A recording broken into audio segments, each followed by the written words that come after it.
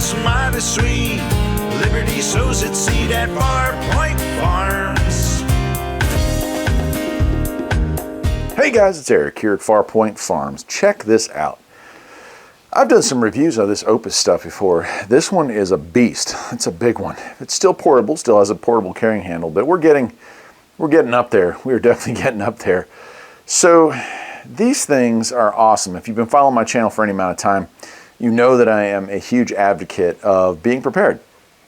Right, I wouldn't consider myself to be a prepper or a survivalist per se, but I would say that I am interested in being able to communicate when the lights go out, when the power goes down, and not just communicate. I want to be able to keep my food from going stale, from rotting if the freezer is turned off for an extended period of time, and just keeping us online. Maybe not on the internet online, but online as in having lights, being able to watch TV if we choose to, being able to listen to the radio, being able to communicate being the radio. You name it. There's a lot of things that these can do. This one here is about as big as you can get before they start having wheels on them. And we're going to go ahead and unpack it. I'll show you, features and functions. And we'll talk about why it is I think you guys should probably consider something like this. All right, here we go. We've got it out of the box. And it's a big girl, you can see. So right out of the gate, we do have 3 120 plugs. It does say that it is a pure sine wave. Another thing that I'm noticing here that none of the other ones that I've reviewed have is dual inputs. So you could probably charge this from 2 sources at the same time. Perhaps you have 100-watt solar, perhaps power's on, you want to speed the process, or you're running. So in my case, I'd love to use this for our bus. We have a bus camper that we've been working on for the better part of 2 years now. I have 400 watts of solar. No, actually I only have 200 watts. We weren't able to put all those on. 200 watts of solar. But I can also charge it off of DC current while going down the road. A faster charging option.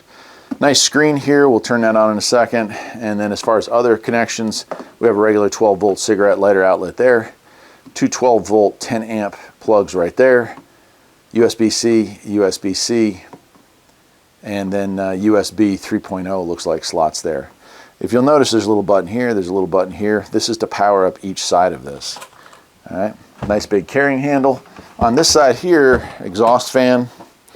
On this side here, a rather large light that we can turn on. Probably has a few modes, so we'll get into the directions. And then another exhaust fan on this side. So there we go. We'll go into the manual here. We have a warranty card. 1800 watts, so quite a powerful little unit. And it looks like this is not in English. Let's see if the backside, oh, there we go. It would help if I looked at the right way. Ideal portable emergency power for outdoor camping and home use. So I would agree with that. Product information, functions. So let's see here. 3 different ways to recharge, it says. So if you're going to charge off of a car, it says it takes 15 hours to charge. That is not fun.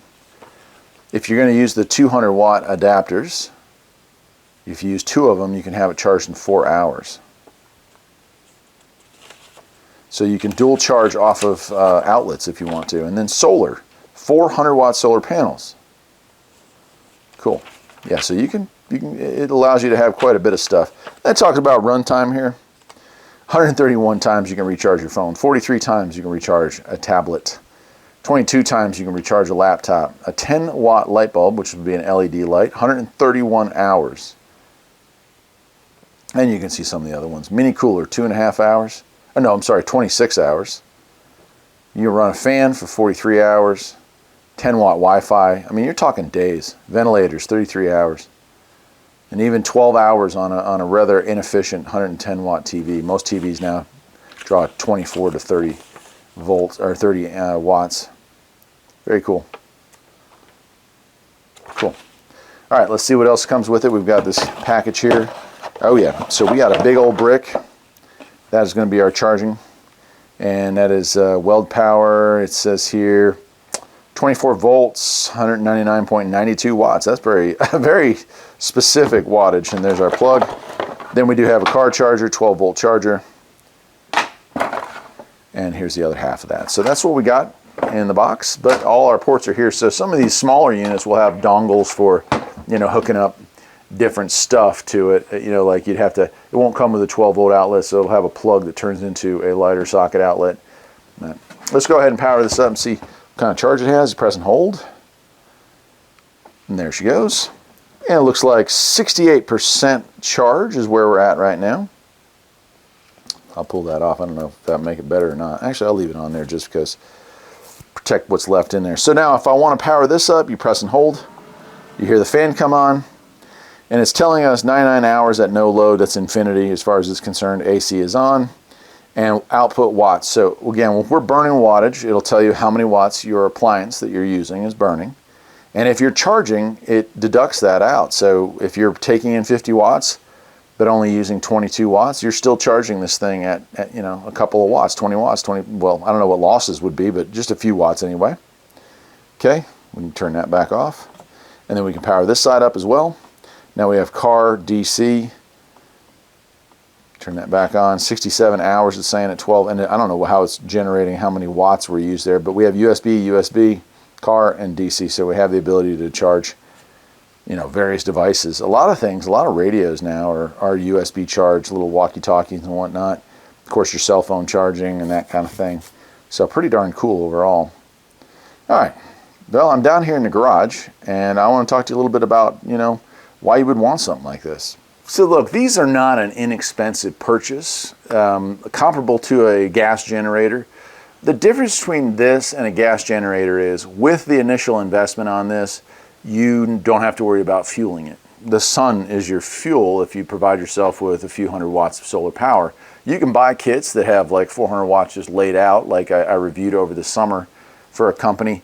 Or you can just get yourself a solid 100-watt panel and permanently mount it on the ceiling. This thing is then slowly charging. And when you need it, it's ready for you. And when you don't need it, you plug it back in and it goes right back to charging. I think that's what makes these things so appealing to me, is the fact that it's go anywhere. So you take this thing, and let's say it's a snow day, you know, and you need to get on the internet for whatever. Well, drag it into the kitchen, you plug it in, and you have got router power and, you know, Wi-Fi going to your laptop. Need to charge your laptop, you plug it in and charge your laptop. Need to have it in the family room to watch TV, you move it over to the family room and you watch TV. With a gas generator, if you try to do that, you're talking about going out into the snow, dragging out the generator, protecting the generator from the elements, especially if it's rain instead of snow, and then putting gas into that and maintaining it and then running it and then continually feeding the beast, as I like to call it. Now, do I think you should have a gas generator? Probably. I mean, if you're going to be in an area with tornadoes or hurricanes or other natural disasters, it's not a bad idea to be prepared for everything. I have a small 300 watt inverter generator, and I do use it for bigger projects, but for the most part, you know, when you followed me along on the journey of building my studio, we had no power until September. All those videos, all the stuff that I did, all the using of tools, all the charging of tools came off of these. In fact, the smaller brother of this, the 1200 watt and the 600 watt, were what I powered the computers, the radios, all that gear that was up there before we ran the lines was run off of one of these. Charge, discharge, charge, discharge. These things will handle many thousands of charge and discharge events. So it's lithium batteries. Now this one's pretty heavy. I mean, it's still leftable, but I would say it's in the 30 to 40 pound range. So it's just something a little more bulky than perhaps the 1200 watt or the 600 watt. But if the quality is the same as those, you can expect this thing to last, you know, pretty much a good 10, 12 years. Lithium batteries usually have at least a 10-year lifespan of charge and discharge. It's not unusual to see them go farther, but looking at electric cars, EVs, usually your batteries are lasting 8 to 10 years under that kind of use. So under something like this, where you're not going to be charge and discharge every single day, probably a whole lot longer, to be honest with you. Now, if you're going to run a cabin, off-grid cabin off of this, you totally could do this. This is the size you would probably want. 1800 watts, that's a lot of juice. But you could have 400 watts coming in off of solar, and you could have, you know, this plugged into a power pack or a, you know, power strip, and you could probably run your fridge and your TV and whatever else you want to run up there, your radio gear, and have no problem doing so with this. So I know, you know, I backed off on ads here over the summer. People were saying I was doing too many of them. When a company reaches out and wants me to review a power pack like this, I'm always happy to do it, because I really feel like it's something that you, the viewer, and me, the owner, need, you know?